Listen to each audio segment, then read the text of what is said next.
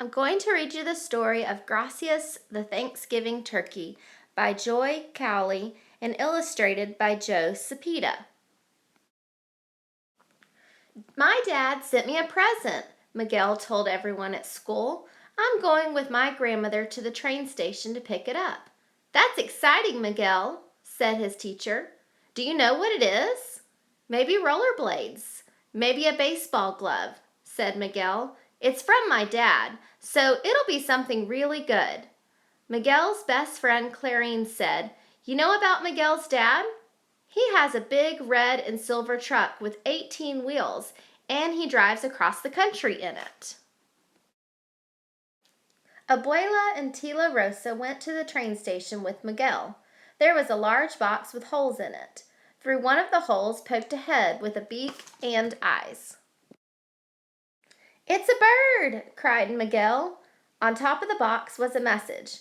Fatten this turkey for Thanksgiving. I'll be home to share it with you. Love from Papa.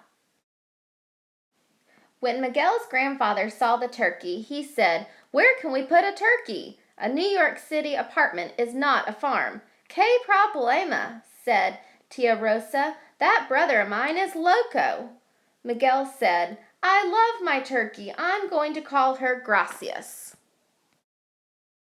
In the end, Abuelo said Miguel could keep the turkey, but she must have a house. Venga, we will make her a cage in the backyard where she can talk to the pigeons.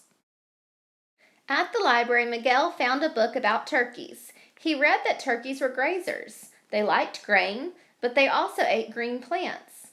Clarine and Miguel went to Central Park. They talked to the park ranger, and he gave them sacks of cut grass. Mr. and Mrs. Chatterjee saved old lettuces and cabbages from their store. Soon the whole neighborhood knew about Gracias.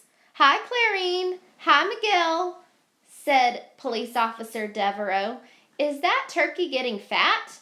Yes, ma'am, said Miguel. When she gets too big for your oven, give her to me, said Officer Devereaux. I got a bigger oven.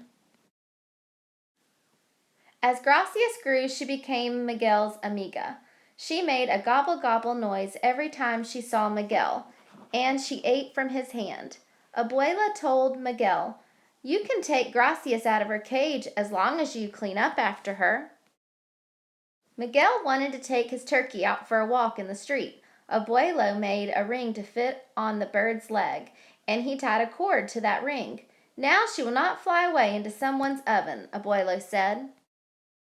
Miguel worried when there was talk about ovens. He wrote to Papa, Can we get another turkey for Thanksgiving, one that is dead already? But there was no reply. At church, Miguel lit 2 candles, one for his father and one for Gracias. Please, Senor, he prayed, keep them safe. Tia Rosa also lit a candle. Pobre niño, she said. The leaves fell from the trees. The weather grew cold. Abuela made a cover for the cage.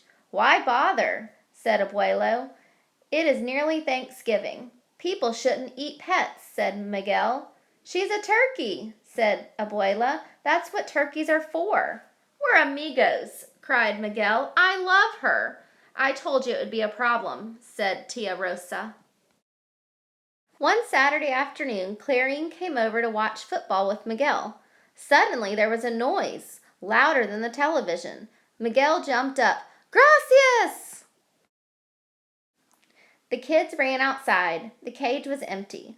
A boy was running down the street, the big turkey flapping under his arm. Gracias! Yelled Miguel. You bring that turkey back! Shouted Clarine. Everyone helped Miguel and Clarine look for Gracias, but no one could find as much as a feather.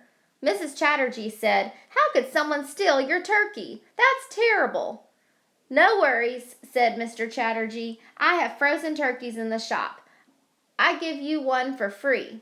Miguel shook his head and began to cry. Let's go home, said Clarine, holding his hand. That night there was a knock on the door. Officer Devereaux held a bag that shook and went gobble-gobble. Gracias! Yelled Miguel. I found this turkey in a no parking zone, said Officer Devereaux. I had to arrest her. Miguel took Gracias and hugged her. Officer Devereaux said, "If I were you, I wouldn't leave a fat turkey in your yard. This time she got away. Next time, she's gravy." "Yes, ma'am," said Miguel. Abuela said Gracias could stay in the bathroom. "You have to clean out her cage every day." Abuela said, "I have to shower with a turkey? Ay, ay, ay." Miguel moved the cage to the bathroom and put a holy medal in it. "So nothing happens to you, mi amiga," he said. The next morning, Miguel was playing outside with Gracias when it was time to go to Mass. "Get your jacket," said Abuela. "I will put the bird away. Hurry, hurry, we will be late for La Misa." But in the rush, Abuela forgot about Gracias. Padre Jamie was saying prayers when there was a gobble, gobble, gobble in the aisle. Gracias was looking for Miguel. Everyone laughed. Miguel was very embarrassed. He left the pew and picked up Gracias. Padre Jamie said, "Is this your turkey, Miguel?" "Si, Padre," said Miguel. "Lo siento, Padre. She must have followed me." Padre Jamie smiled. "God made small boys and God made turkeys. Stand still while I give you both a blessing." When they got home, Abuelo laughed and ruffled Miguel's hair. "Chicken for Thanksgiving," he said. "Chicken?" said Miguel. Abuela said, "No one can kill a turkey that's been blessed." "You think Papa would like to eat chicken?" Miguel asked. "If he is here," said Tia Rosa. Abuela looked at Tia Rosa. "Si, he will like the chicken," she said. The Thanksgiving Day parade had brass bands and balloons as big as houses.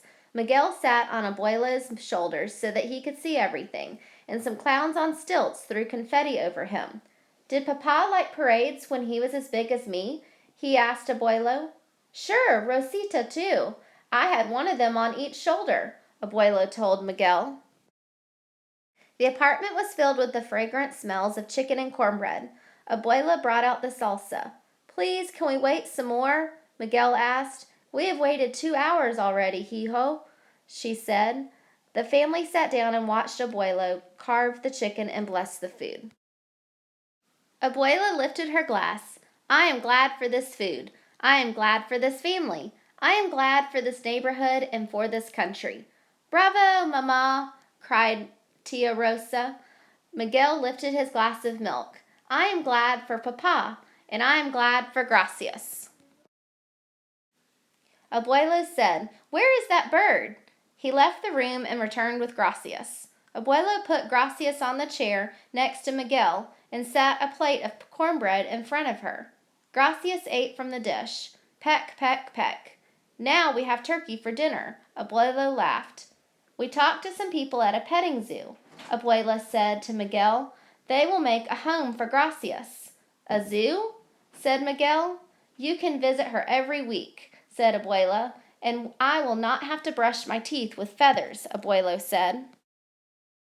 After dinner, Miguel sat on the floor and put Gracias in his lap. "Zoo turkeys don't get eaten," he told Gracias. He yawned. His stomach was full of chicken and cornbread, and he felt sleepy. "I'd get to see you every Saturday," he said. Miguel yawned again. His eyes were closing. "Toot, toot." Gracias flew up squawking in fright. "Toot." Miguel ran to the window. Parked outside was his father's big red and silver truck. Papa was home.